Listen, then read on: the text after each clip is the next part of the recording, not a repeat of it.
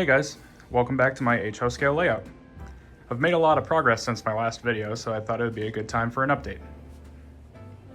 I'm going to start out with probably the most important part of this layout update, which is that I officially have power on the layout.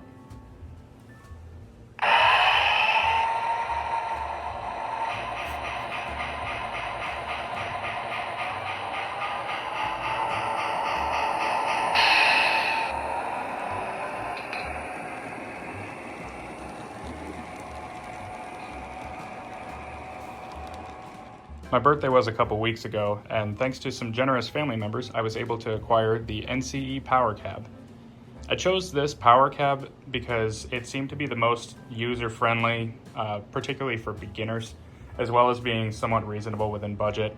I'm sure there are some cheaper ones out there, but this one really had the best reviews regarding following your own learning curve. Like, it's easy to start out as a beginner, but this will also transition into more of an intermediate to expert role as you grow with your layout in experience. I'm not going to do too much about the features of the NCE Power Cab. That's not really the focus of my Building a Model Railroad series. There are thousands of videos on these already, and people have done an excellent job reviewing them. One in particular that I thought did a really great job and actually helped make the decision was another YouTuber, Michael Ramsey, who I follow. So shout out to him and his page. You guys should go check him out, subscribe to his channel. I'll tag him in the video description of this. So as stated in my previous video, I had some issue figuring out the wiring from kind of a desktop standpoint before I had the ability to actually get anything wired up, like before I had the power cab. So like I mentioned in the last video, I just kind of drew these lines everywhere. But now that I have the power cab, I was able to hook everything up, and basically what I just am starting with is I have the perimeter loop that you guys are familiar with. Pretty much just imagining that that is the only track on the table at the moment. I have it electrified. It's just one simple loop, so there's nothing to worry about electronically really. And it's allowing me to kind of test out the wiring as I add on different parts, like adding in this industry spur here, or the siding there that is eventually going to be the approach track for the yard coming off of that switch there. So like I said, I've been able to test out the wiring, see what works, see what doesn't. Probably one of the trickiest things that I've had to deal with so far was actually my F2A locomotive here was not running very smoothly. It seemed to run all right when I first got the layout powered, but just after like a day or two, it started running very choppy, and it wasn't like it was losing power completely. Like, it wasn't shutting off, the sounds weren't completely disabling. It was actually firing off the sound that it would as if you were to hit like the emergency brake, where it's coming to a stop and you hear the wheels screeching. So it was kind of perplexing and making me think that it was more of a decoder issue. But spoke with a bunch of people online, and everyone had different conclusions. One did actually recommend that it was possibly the decoder in this model since it's an older one. But today I was getting ready to make this video, and I just tried one simple thing, which was cleaning the track. And I know that was the first thing a lot of people said. I thought I had cleaned the track really well, and people were still telling me, oh, it's the track, you got to clean the track. So I kind of wasn't listening to them, to be honest, and that's my fault. What I actually did first was I bought Woodland Scenic's Tidy Track here, and ran the locomotive over it numerous times, and it was even experiencing the same symptoms on the Tidy Track, which was really leading me to think that it was the decoder, and it might still be that case. But I actually took one of the spare Tidy Track cleaning strips and just started running it along the track, and as you can see, the track was absolutely filthy with oxidation. I've already looked up a number of videos on how to maintain your track. Just being a newbie, I thought it was just as easy as vacuuming dust off the track.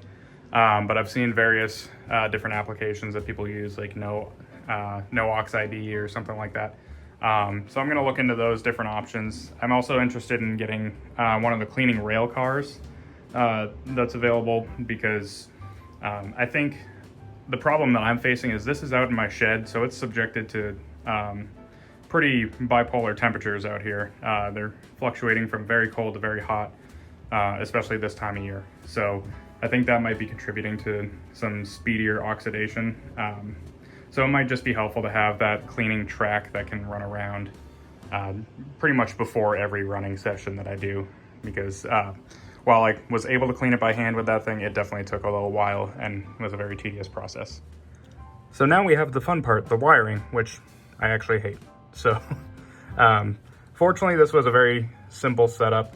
For this part, I actually followed the instructions from Jimmy over at DIY Digital Railroad. I might have that name wrong, but I will also link his channel in the description, as well as the video that helped me with this.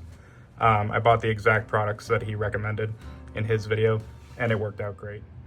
Again, not really going to go too much into the details of how and why I did this the way that I did. There are plenty of videos out there explaining model railroad wiring, so not really looking to do a how-to here, just explaining that I did get this done. As you can see, I have the bus wire running the length of the table there. A couple feeders chasing it partially along the way, but I have it all strapped up nice and everything. I want to keep my wiring as tidy as possible, especially when it comes to troubleshooting. That'll be really helpful if I can very clearly see where everything goes. So as far as feeder locations go, I started out right near where the power cab is all hooked up, just because I needed to get it tested, make sure everything worked, and got it running. So that was the first location there. Moving on down the line, I put one here at the Y as well. These tracks already had power from the initial feeder, but I figured, depending on what I end up doing with this Y, I might end up insulating all 3 tracks that run through here. So I thought it'd be good to have a feeder wire that's on the same circuit as the rest of the layout, at least in one spot to start. Going on down the line, we go around the mountain here, and you can barely see it right in the back there. From this angle, it looks like I have 2 red wires hooked up. The black wire from the spool, it's partially red and black. So I promise one of those is in fact the black wire, and I did not hook up 2 reds to 2 different rails. So like I said before, I was having some issues with my locomotive running smoothly. One of the suggestions that I got from someone was that my joints needed to be soldered. I didn't solder all of them, because I have also been told that expansion and contraction can be a problem if everything is soldered. So I tried to leave any good connections not soldered, and then if I happen to see like the rail joiner floated a little bit, or I was able to move it around with very little pressure, I went back and soldered that, figuring that it was probably one of the worst connections. Going back to the track work, most of the track is glued down in place now, but I have a couple areas that I still have the foam tack pins in. These are the areas that I'm still unsure about the wiring and might have to take up the track, and it's just a lot easier to replace like rail joiners and stuff if it's not glued down. Like right now I have some insulated rail joiners on here, the little plastic ones instead of the metal. So that might be the setup that I need to make this Y work properly. I might have to switch it to metal. I'm not sure. It's really going to be a trial and error type thing, because like I've told you guys before, I'm not an electrical expert by any means, and I don't claim to be. Moving on to the more fun stuff, the scenery. You guys will obviously notice this giant pile of snow, or what looks like snow. This is the mountaintop that I've covered in previous videos. In the last video, it was just a pile of newspaper taped down with some masking tape. Got a lot more newspaper and just kind of went to town building this thing up. I kind of like how it is right now. I was planning on building part of it higher, but this really is kind of capturing just like the mountaintop or hilltop kind of view that I was hoping for. Like, I didn't want this to be some majestic mountain in the corner, just more that the train is kind of going, near the height of the line, the train's not necessarily going over the summit of the mountain. So have it set up so it's pretty gradual, but there are some solid cliff faces as you go around the mountain. My plan is to paint this whole thing kind of a granite marbled color, like lots of grays and whites just mixed in to look really rocky. And then as I'm applying the Woodland Scenics products, like the ground cover and everything, I'm going to try to, let what falls fall. So you'll end up with some spaces that are kind of exposed here on the sides. And that'll kind of give that effect of, a granite rocky cliff face that doesn't have anything growing on it because it's almost vertical. So I think that'll work out pretty well. I have this house in place. That's not where it's necessarily going to end up. It's just the only house model that I have completed. And it's just to help me keep a perspective of scale as I'm working on everything. It's very easy with HO scale to think you can squeeze a lot more into a small space. And really you don't realize how big it is. And I would like to focus my layout on realistic spacing as much as I can. I know scenic compression is definitely something that we do, but I think with specific scenes, I want them to be to scale. The negative space between scenes can be a little bit compressed.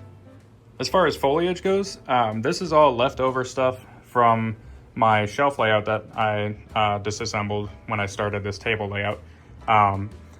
Don't know that I'm gonna stick with this type of foliage in this area. I tried to make these trees from Hobby Lobby look like a little bit of some fall foliage, and it looked all right on my first layout. Not too bad, but I think I can do better now that I've kind of got into this more. I'm gonna try to focus on having a lot of like birch trees, and just a lot of the really skinny, not super leafy trees. Like I'm gonna be modeling kind of late October, so like just past peak foliage. So this area is gonna look largely like a lot of twigs with very, very light foliage still on it. So going back to the track work, I've had a lot of problems with this particular corner of the layout, like where this turnout is. I've been able to work through it, but it's just been this gremlin that just reappears. Like every time I fix it, something happens with it. Nothing that I can really see. It just suddenly stops working nicely and smooth. Whether that's electrical, whether it's cars running over it and derailing. So I kind of want to do something fun here. I want to let you guys, the viewers, pick out a name for this corner. Like think of the old movies where it's like, they had Dead Man's Curve or whatever. Like I want to come up with something funny, like a kind of infamous name for this corner. So just to give you guys an idea, this is where the grade from the top of the mountain starts to run downhill. So it's a pretty steep grade downhill or steep grade uphill, depending on which way you're going. And it's coming around the bottom of the mountain there. So whatever you guys can come up with, leave it in the comments below, and I'll pick out my favorite one. And then who knows, maybe when I get to scenery, I'll put up a little sign, naming this corner. And kind of on that same topic, like I said, I've had to deal with various issues here. One of the issues that I was dealing with was some derailments. So one thing that I had here, if you guys remember, I had to replace this switch. And when I did that, it left this tiny little gap right here. And I didn't want to have to rip up this whole corner and place a whole new piece of flex track again. Not that I'm really rationing track, but I just don't want to throw away perfectly good track just because it's an inch too short. So I had some spare rails laying around, and I had some spare rail joiners as well. So cut these pieces and put them in. However, being that small, they really aren't structurally sound to hold up this tight radius. Like this is a 22-inch radius, which is pretty tight for HO scale. So you notice that I got these screws in here. Those are really just to kind of hold everything in place. Like this is all glued down, but even when it was glued, the rails were kind of bending out of place. And then also, this is a transition point where this turnout is pretty flat, whereas as you can see, I have some super elevation going on here. So because of that transition, there's a bit of a twist in the track here.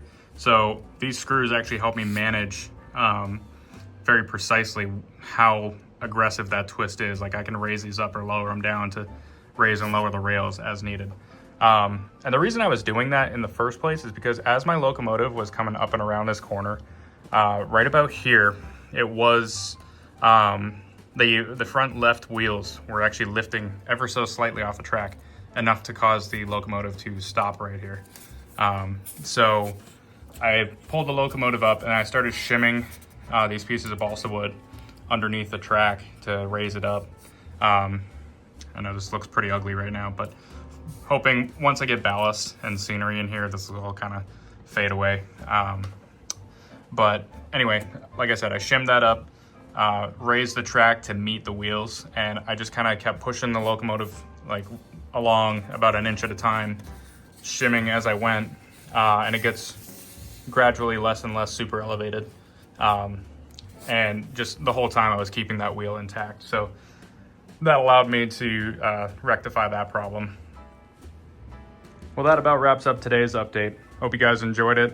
Like I said, made some pretty good progress this time around, hitting some major milestones. So I'm really excited to keep going on this railroad. Again, shout out to the YouTubers that I mentioned in the video. You got DIY and Digital Railroad, and then you have Michael Ramsey, whose channel is now named Red Oak Trains. I will link those channels below and the particular videos that I referenced in this video. So as always, guys, like if you want to like, subscribe, comment, love to hear from you guys. Your positive comments really help me keep going with this and want to make more videos. So really appreciate that. And hopefully I'll have another update for you guys very soon. Take care.